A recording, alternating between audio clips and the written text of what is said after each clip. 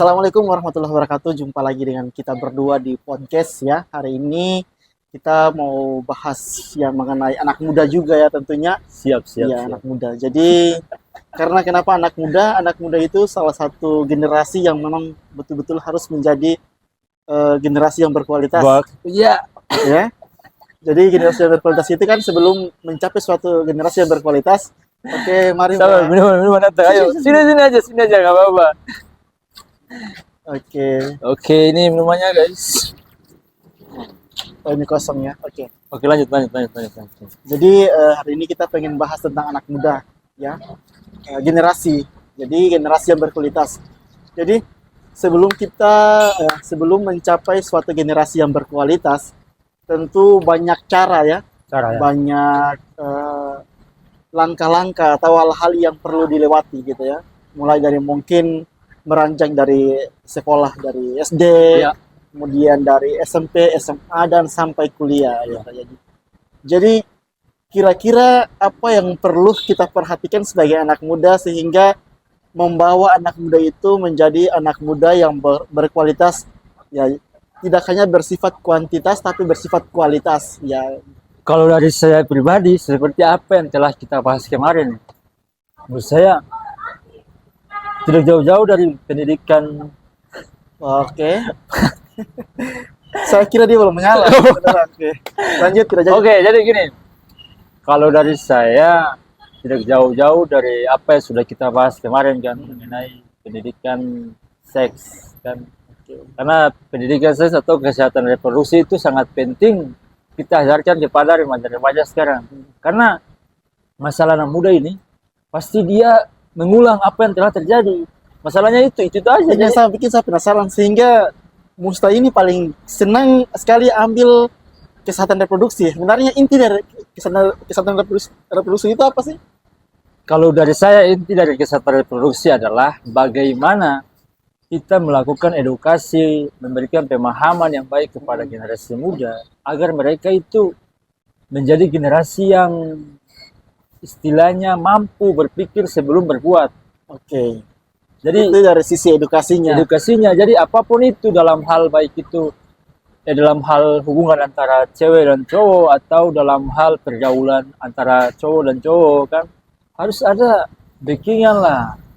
Backingan dalam arti mereka harus dibekali dengan pengetahuan agar dalam dunia pergaulan mereka tidak terjerumus ke hal-hal yang tidak kita inginkan. Oke, itu dari segi edukasi bagaimana pengetahuan. Tapi ketika mereka sudah menikah, itu apa sih yang harus diperhatikan untuk menjaga kesehatan reproduksi itu?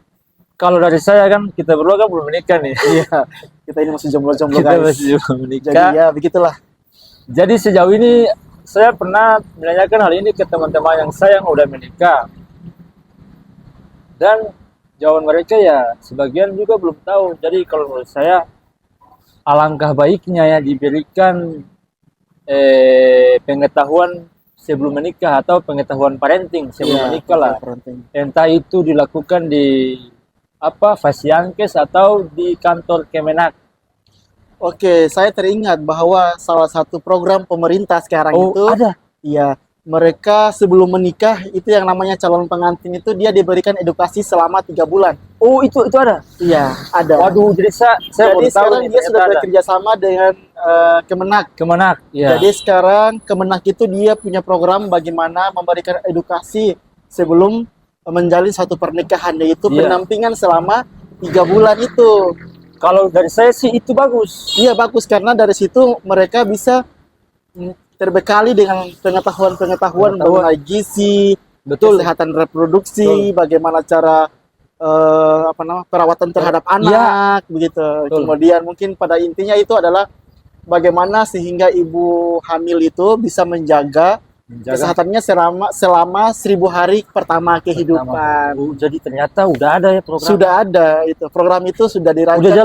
Udah jalan. Alhamdulillah. Jadi udah jalan sebenarnya. Jadi kesehatan reproduksi ini dia bukan hanya berlaku bagi generasi muda yang belum menikah.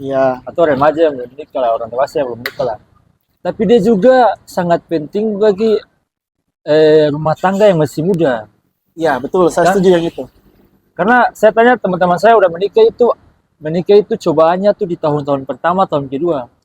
Oh iya ya, Iya. apa yang dicoba? Jadi sering berantem, Oh, toh. sering berantem. Atau mengenai hak asuh anak, ini cara membesarkan anak ini kayak gimana. Bahkan ada sampai berkelahi gara-gara hal-hal seperti itu. Jadi Betul sih. menurut saya itu perlu adanya edukasi atau pembekalan sebelum menikah atau pembekalan pranikah mengenai parenting Iya, itu. parenting. Baik, jadi mungkin parenting ini ya salah satu memang program yang sudah ada sejak lama. Cuma sudah ada sejak lama iya, ya. cuma pelaksanaan di lapangan itu yang menjadi salah satu kendala. Kendala. Karena kenapa? Karena untuk memberikan edukasi itu perubahan perilaku itu sulit Sulit ya. karena terkadang pemerintah sudah merancang program yang sistematis Ya. terancang, kemudian pelaksanaannya kadang ada masalah-masalah karena memang kurang koordinasi antara pemerintah daerah sebenarnya tuh. Jadi Padahal itu iya. programnya sangat baik. Jadi sebenarnya ini dia saling keterkaitan ya. Keterkaitan. Dari remaja hingga sudah menikah. Iya, siklus kehidupan Iya, sebenarnya. siklus kehidupan.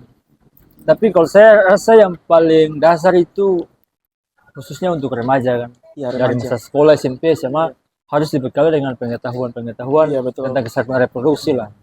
Jadi memang remaja itu adalah suatu indikator ketika bagaimana kita menciptakan suatu generasi yang berkualitas, dimulai dari remaja putri, remaja putra, harus dibekali dengan pengetahuan-pengetahuan parenting. Ya, dalam hal ini juga pengetahuan kesehatan, pengetahuan gizi, sehingga dia punya bekal nanti untuk beralih ke jenjang yang lebih tinggi gitu.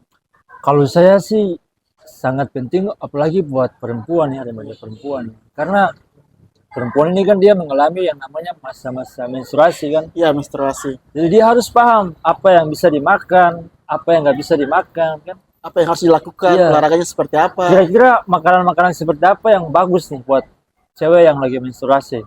Sebenarnya kalau berbicara tentang menstruasi itu adalah bagaimana suatu siklus yang ada pada perempuan sehingga prosesnya itu kan pengeluaran darah gitu ya. Jadi banyak sekali perempuan yang kalau ketika dia mengalami menstruasi dan tidak mengolah pola makannya secara baik, banyak remaja-remaja putri pada umumnya itu terkena anemia. Anemia, kekurangan Iya, darah. kekurangan darah. Rendahnya kadar hemoglobin. Oh, HB-nya. Iya, HB-nya rendah. Oke. Makanya makanan-makanan yang paling penting untuk diperhatikan seperti makanan yang tinggi zat besinya. Zat besinya harus tinggi. Iya, asam folatnya, kemudian juga vitamin C-nya. Iya. Dan mungkin hal-hal yang perlu dihindari dalam hal ini ketika kita mengkonsumsi suatu makanan atau buah atau sayur itu artinya hindarilah bersamaan dengan kita mengkonsumsi kopi atau minum teh. Oh, begitu. Itu efeknya ada juga. Efeknya karena zat pada minuman teh itu atau kopi itu ada zat inhibitornya, penghambat penyerapan zat gizi yang tadi. Oh, gitu ya. Itu zat apa itu? Itu zat tanin. Tanin. Iya. Oh. Tanin ini dia paling manakal. Manakal sekali memang di tanin itu. Cari badia lah, Iya. kurang badia Kafein juga itu. Kafein juga iya. Karena saya lihat ya, ada sebagian orang yang mengatakan seperti ini. Nenek saya dulu menikah di usia belasan tahun. Anaknya banyak, tapi nggak kenapa-kenapa. Kenapa sekarang anak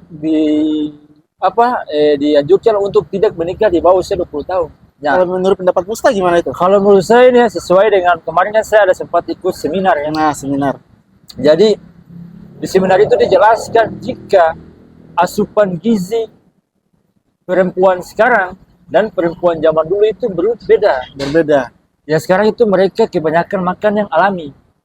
Sekarang singkong rebus. Sekarang atau yang dulu yang alami? Yang dia dulu. Oh, yang dulu ya. Maksudnya yang dulu. Yang dulu tuh makanannya lebih alami. Lebih alami. Singkong rebus. Kan kalau kita di Maluku ini kan pasti sagu, papeda. Dan mereka juga dalam proses mencari makanan juga mereka berjalan ke hutan. Iya, proses yang alami gitu. Alami.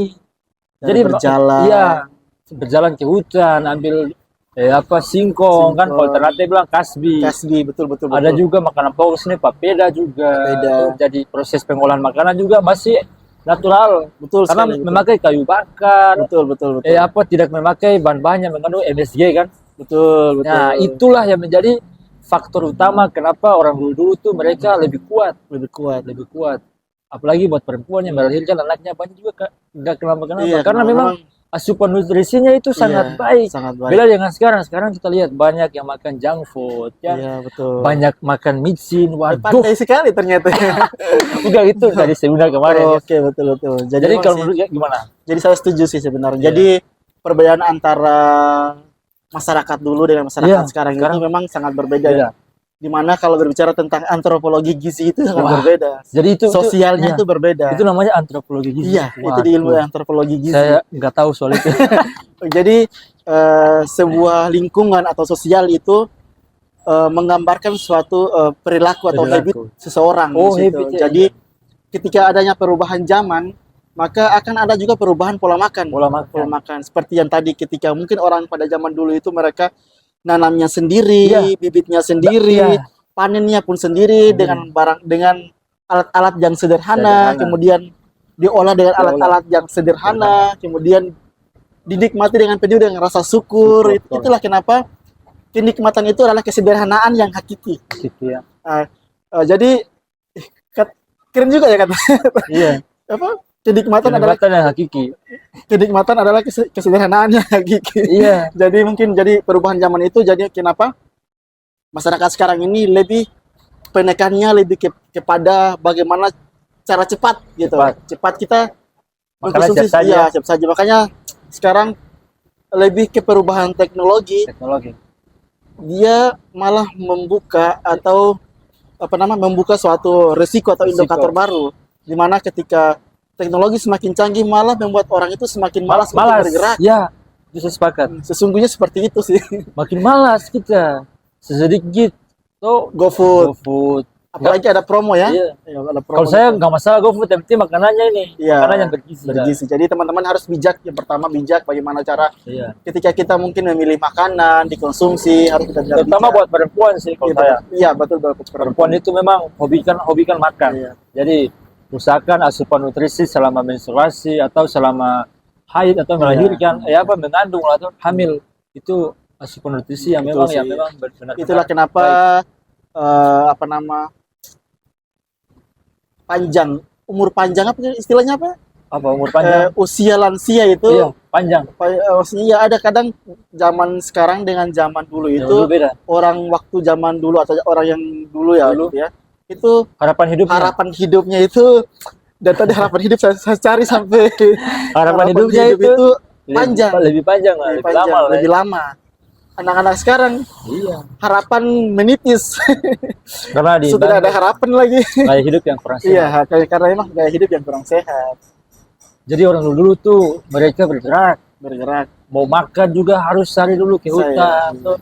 Yang paling unik dari orang dulu di Maluku Utara itu mereka pergi ke kebun, bangun pagi, hirup udara segar. Betul. Kalau yang pergi kebunnya belakang rumah, jalan belakang rumah. Kalau yang di seberang pulau, dayung perahu, iya. pagi-pagi olahraga. Itulah yang bikin mereka sehat. Iya, sehat. Itu. Walaupun kalau saya lihat orang dulu juga kan ada yang merokok juga. Iya, merokok. Itulah kenapa keterpaparan polusi udara itu juga mempengaruhi. Makanya itulah. Ya begitu. Oke, guys, mungkin pembahasannya kita cut dulu ya. Iya, gitu Nanti part teman-teman. ketiganya. Jadi terima kasih semuanya sudah menonton. Ya. Mungkin teman-teman bisa mengkritik kita atau mungkin ada yang ingin dibahas, hal-hal yang perlu dibahas atau ada masukan-masukan juga gitu ya. Taruh di kolom komentar aja. Di kolom komentar ya. Kita bahas. Salam dari saya Fahmil. Saya Musta, sampai ketemu di pembahasan berikutnya. Oke, sampai jumpa.